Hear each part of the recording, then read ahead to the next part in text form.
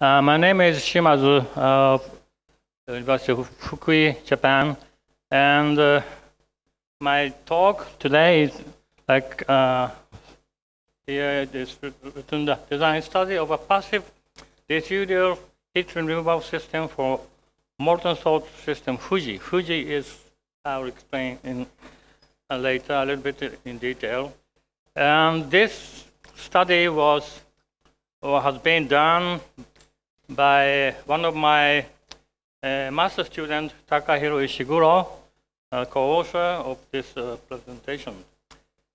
I'll briefly explain the evaluation of the cooling system, and the specification of the design. That means what our objective for the design. And I'll explain some example of parameter survey, and finally I explain one of the design example. And finally, I'll explain the concern of sub-criticality in the drain tank, because we are going to use coolant, water coolant. So water coolant is a good modulator for the nuclear reactor system. So we have to check the sub-criticality. And finally, conclusion. First of all, environmental and natural resources. The environmental problem is global warming. We have to keep global temperature as a favorite temperature zone, and uranium supply is not enough, expected by breeding, and as a result, the thorium utilization is now attracting focus, as discussed in this conference.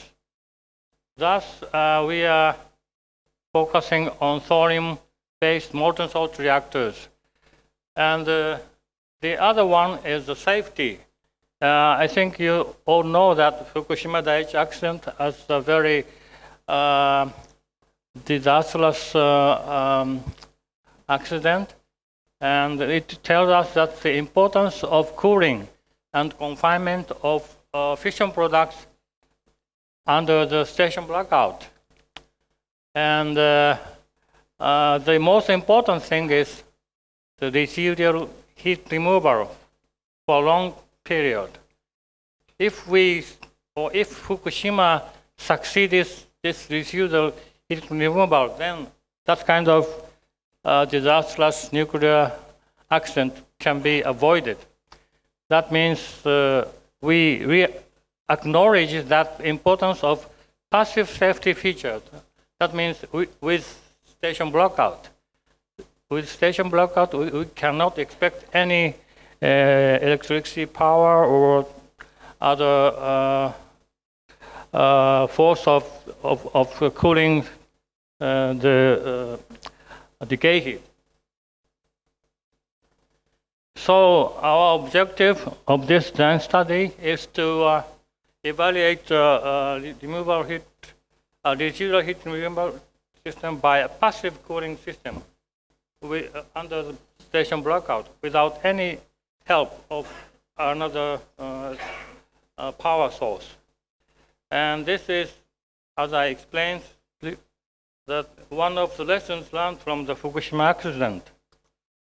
And in our MSR, discharging fuel salt to drain tank can empty the fissile materials and the fission products from the primary system. Then, if we can keep or maintain the integrity of this drain tank, that means if we could succeed the residual heat removal, then the whole plant can be maintained safely. This is our objective of the design study. What kind of specification or limitation we have to establish or set up for the design study is we establish two objectives or specification. One is the maximum coolant temperature must be less than boiling temperature. And the next one is the maximum fuel temperature. I mean, the fuel temperature in the drain tank is not greater or higher than the 750 degrees Celsius. At the molten salt breeder reactor, the exit temperature, exit fuel temperature is about 700 degrees Celsius. So we set a little bit higher maximum temperature as 750 degrees Celsius. And this is the configuration of target system FUJI. Here, I think you may be familiar with this figure, but here, this is drain tank and freeze valve. And if some accident or abnormal operation occurs and the fuel temperature is going up, then the freeze valve is melted and all the fuel salt can be drained into drain tank.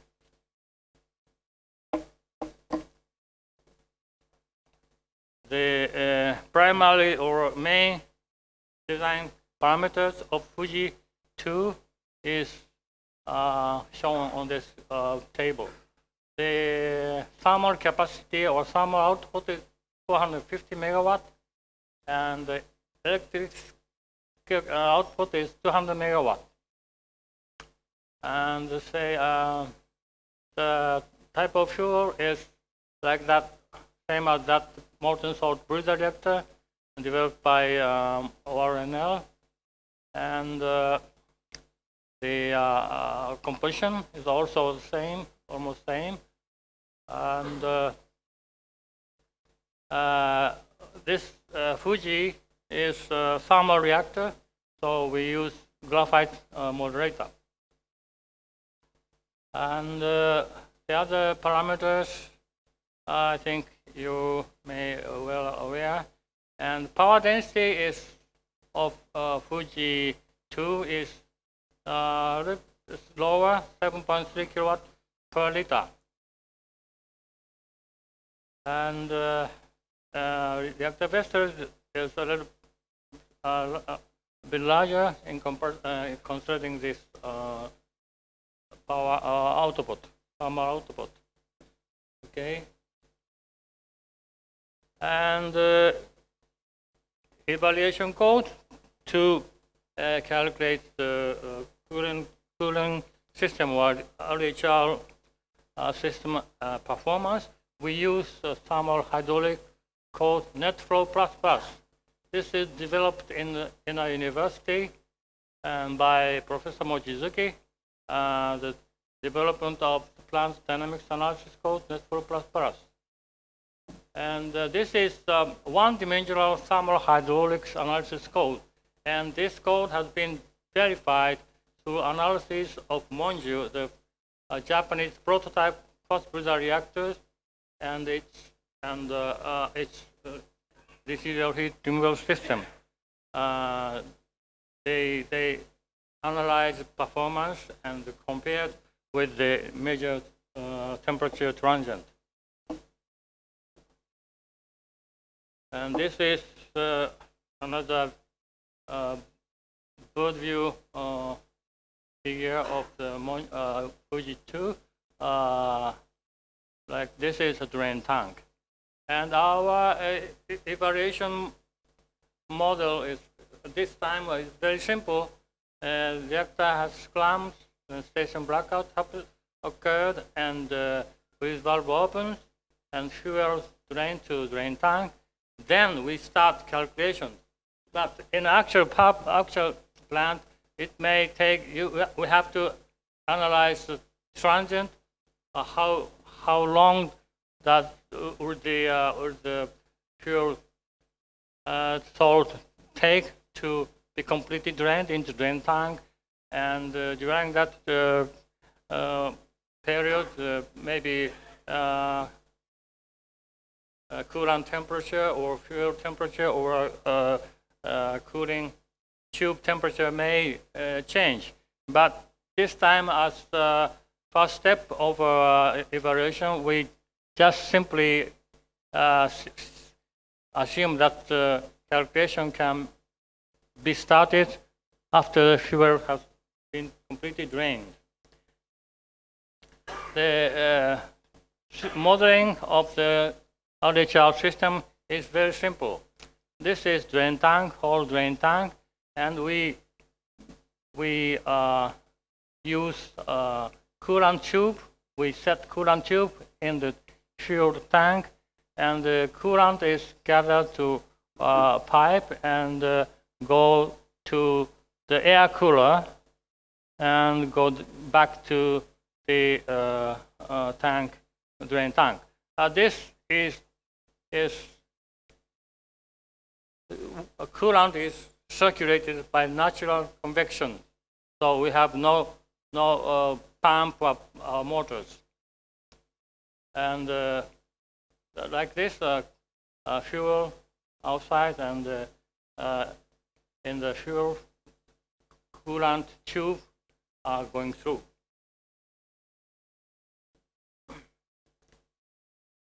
And heat source in the fuel. We this is very clear that the decay heat. We can take into account not only decay heat. The decay heat is, we assume that infinite irradiation time, and decay heat from actinide, and also we have taken into account the correction factor for the neutron absorption of fission products. And this data are recommended as decay heat and recommendations. This is Atomic Energy Society of Japan, a little bit older, but yeah, a little bit older. And we use decay heat of uranium-233. And the total decay heat looks like this. This 1 second after the shutdown, and go down to the less than 1% after 1 million seconds. Now, next I'm going to explain the candidate of coolant. The same analysis or evaluation has been done by ORNL. And they also try various kind of coolant. Here, the water and steam, and their evaluation is water and steam excellent as coolant, and ease of circulating, required volume excellent and good. But when it's boiling, the pressure may go high, and conclusions suitable for cooling possibly best. But actually, they don't adopt water. They adopt NaC or sodium, but in order to get that conclusion, they tried various few salt, chloride, carbonate, or nitrate, and some various salts, and the performance looks like almost good, excellent, good, some condition. This must be filled with nitrogen atmosphere and something like this. And I show you, I quote the conclusion of ORNL. It says, although water appears to be a fairly attractive coolant, provided a double barrier is used in the drain tank cooling tube to avoid thermal shock following a stalled drain, and to give better assurance that water could not reach the fuel source. Calculations showed that it would be difficult to fit the required number of tubes into the drain tank head. I will show you later some drawing. A compromise was therefore reached, which employs a natural circulation of free bed salt mixture through the drain tank tubes, and then cooling of the salt by radiative heat transfer to boiling water. This is the conclusions of ORNL at the time. This is the top view of the drain tank, and you see this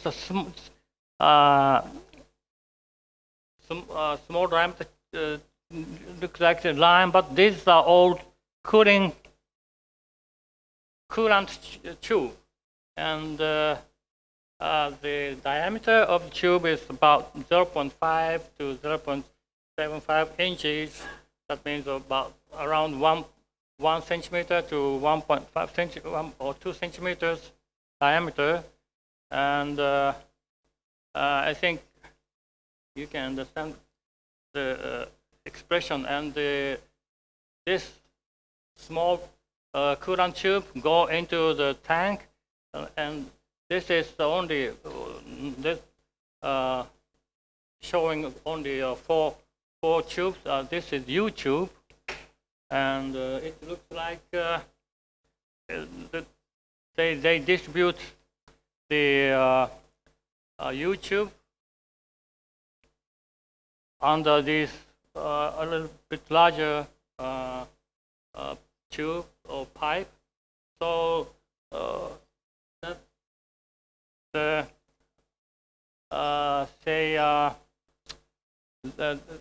it would be difficult to fit the required number of tubes into the drain tank head. That is the reason why they did not use water as coolant.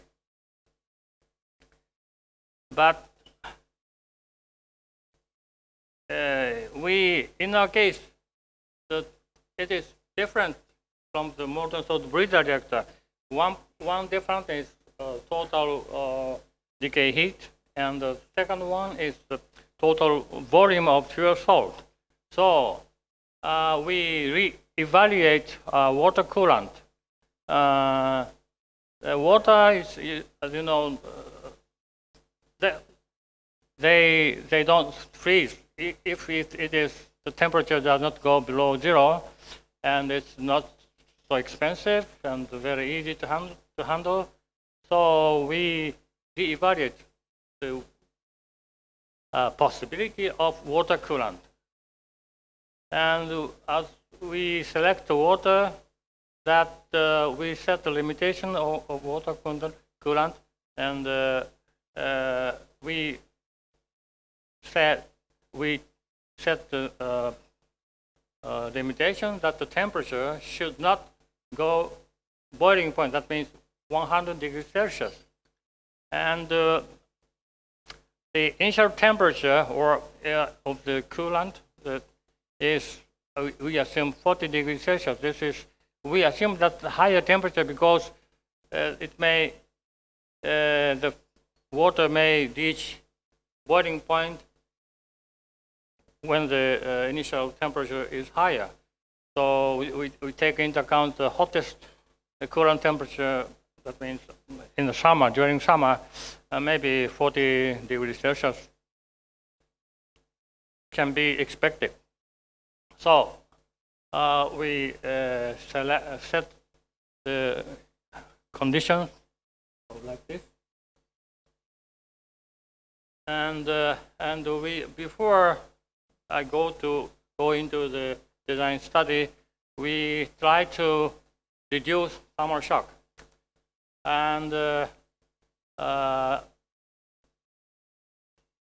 temperature difference stress is a function of K. K is the ratio of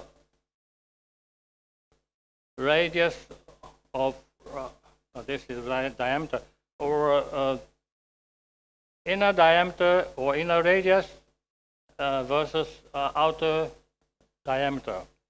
And when this value approaches 1.0, then the thermal shock can be reduced a little bit, maybe 20%.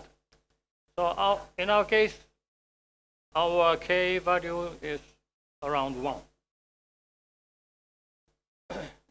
And thermal shock, evaluation of thermal shock, we use standard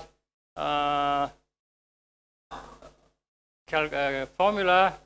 You can find some textbook of heat transfer or mechanical dynamics, and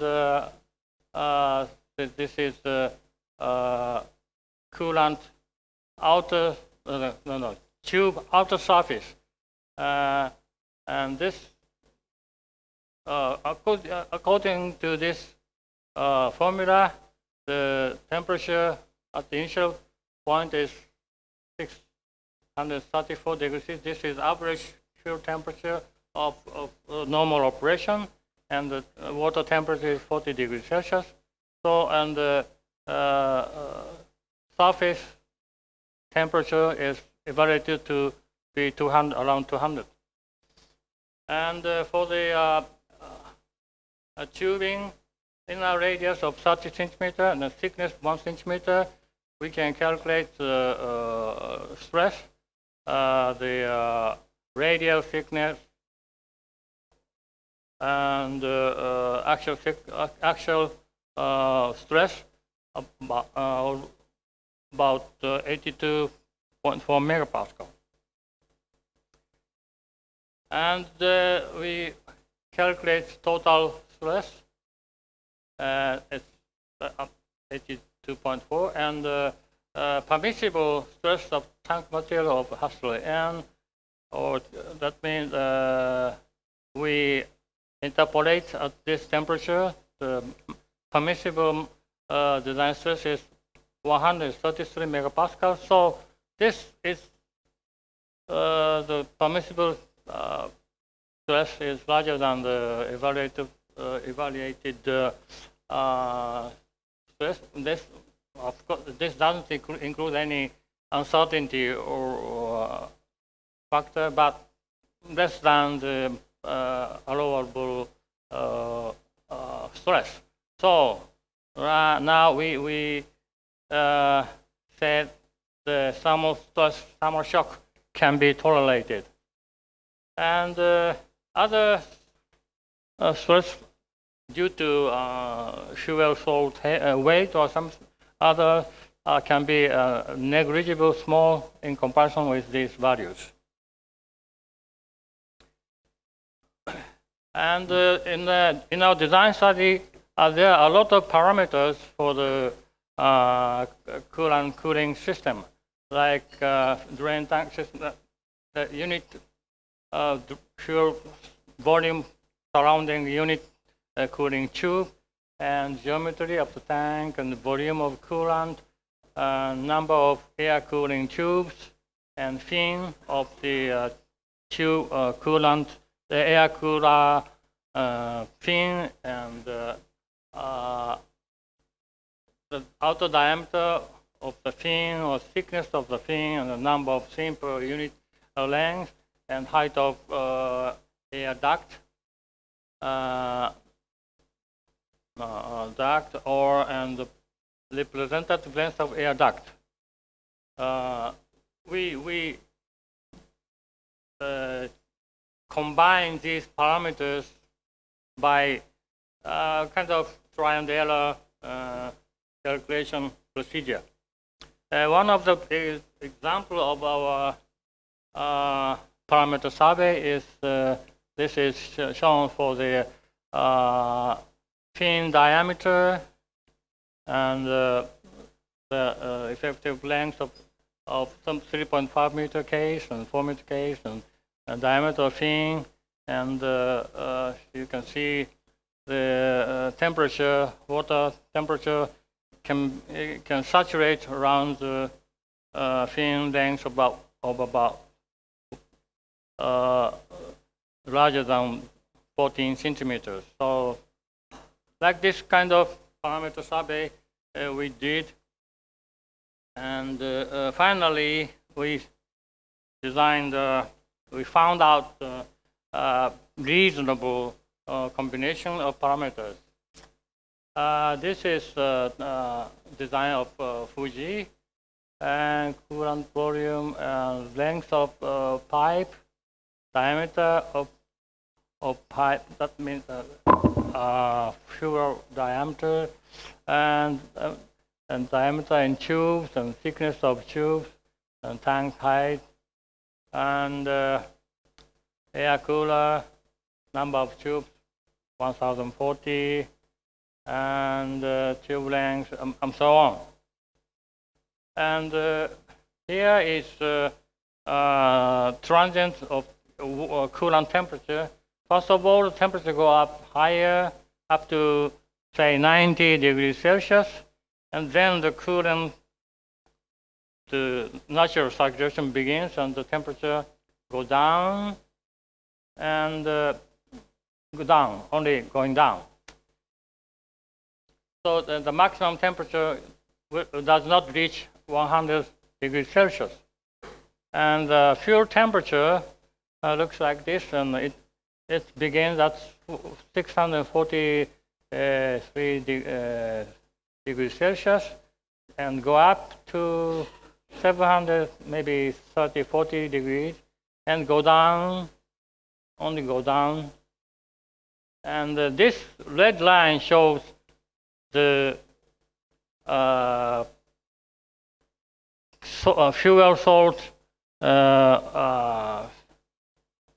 the melting point. So if the temperature of fuel salt go down below this temperature, the fuel salt may fuel salt solidifies.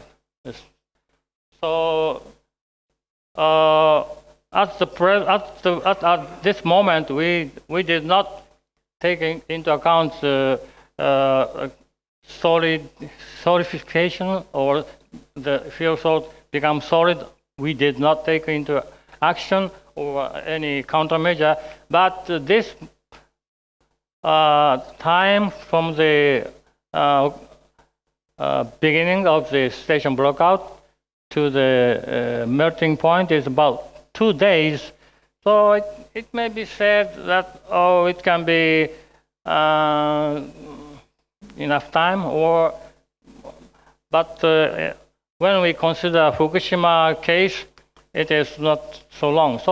So if we have to keep the fuel salt temperature higher than the melting point for example, for more than 10 days, then we could close the air cooler duct, depending on the fuel temperature and on the time after the shutdown. So the transient is very small, and so that I believe that this temperature can be kept around or above the melting point for certain days. The final problem to be discussed is the subcriticality. As I explained at the beginning of my presentation, that there's fuel salt and coolant, diameter 30 centimeter.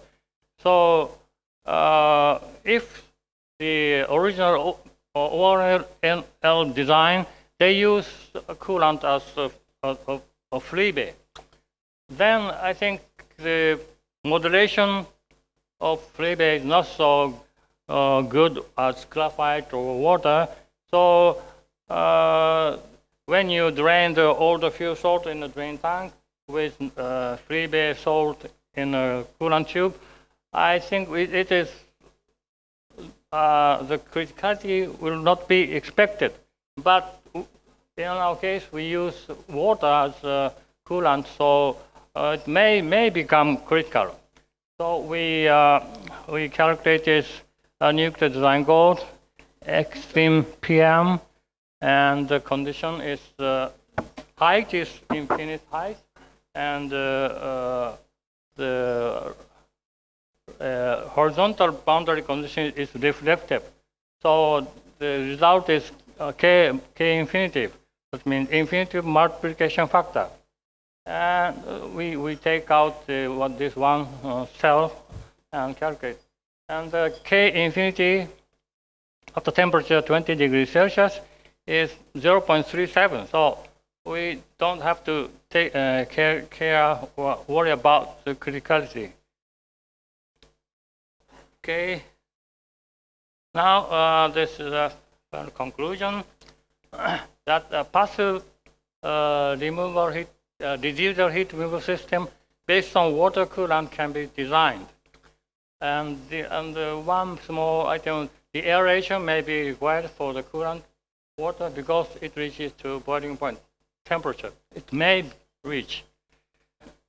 Thank you very much for your kind attention. Hello, Martin van Staden from Steenkampskraal Thorium in South Africa. I have actually a number of questions. First of all, this coolant tank, it's an active safety system, is that correct? So it's got pumps that are cooling providing the coolant flow? It's all by natural convection. Only natural convection. Okay. And then the second question is, what is the temperature of the cooling vessels of the outside of the cooling tank? Outside? Yeah. Of the tank. If the fuel is peaks at 700, what is the vessel temperature?